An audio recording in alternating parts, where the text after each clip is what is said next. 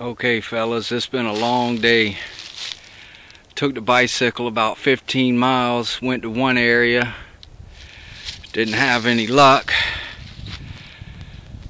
and I told myself I was heading home, but I come to an old place that I used to visit, and it's on the other side of a reservoir. There's some water right over the side of that bank. And the Outlaw has done absolutely beautiful today with the little 6-inch coil, and the no motion is awesome because I can get a signal way before I'm on target. And then I got with the little coil, I can have my disc maxed out at buried.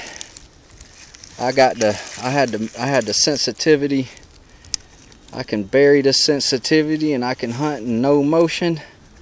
Then when I get a signal in no motion, I flip it to disc, and since I got that sensitivity buried, I could check my target below foil for nails. And it's been about 4 hours and I finally got me a nice looking flat button. So I think I'm on an area. These bushes up here just look different than the surrounding area. This is a pretty swampy area, and I told myself I've been at it about 4 hours, but I finally got me a nice looking flat. So I may be on to something here. Got it right here. I thought it was another little bullet because I found a bullet, little old 22 bullet. This thing is amazing at picking up small targets. I'm doing better with this Outlaw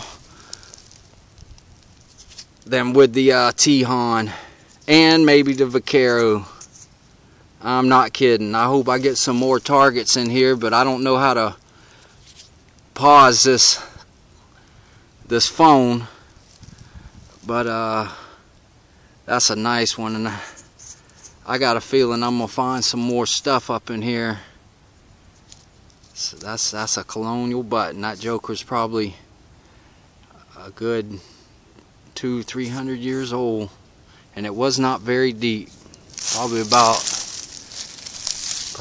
4 inches deep. But the Outlaw is doing amazing.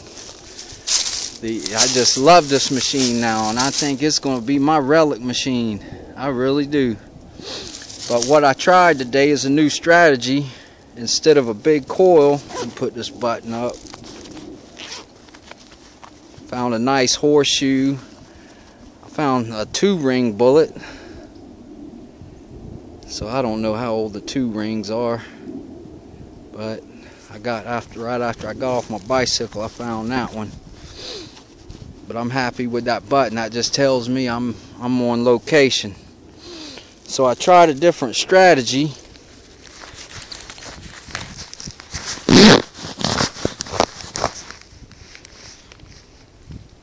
And hope I'm still recording this phone. Alright, but I tried a new strategy here.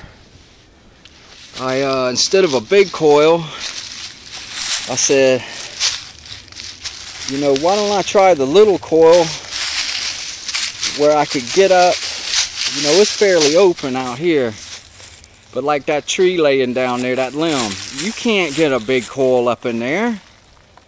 And this little coil is doing absolutely beautiful. You can maneuver this thing, you can get down in the leaves. You can't do that with a big coil. You can't do this with a big coil. You can't do all this kind of stuff with a big coil. So I'm changing techniques here, and I'm getting ready to turn this phone off and keep on hunting. If I could pause the phone, I would. And but if I find some more stuff, I'll start a new tape. So, but I love this machine, and Tesoro, you did one fine job with this no motion. There's some water. The colonialists actually created this lake. You can't really see it, back over this hill. But they dammed up the creek. It was actually a saltwater creek to begin with, but that reservoir is actually really big back behind there. It's actually a big lake. And the early people dammed it up for the rice fields to get water. But I'm actually in the middle of a big neighborhood that came in through here, and this is really the only woods left in the area. And I got permission to be up in here. This is just a reservoir area. People fish back over in here and everything. And I knew there had to be something back here, something old back up in here.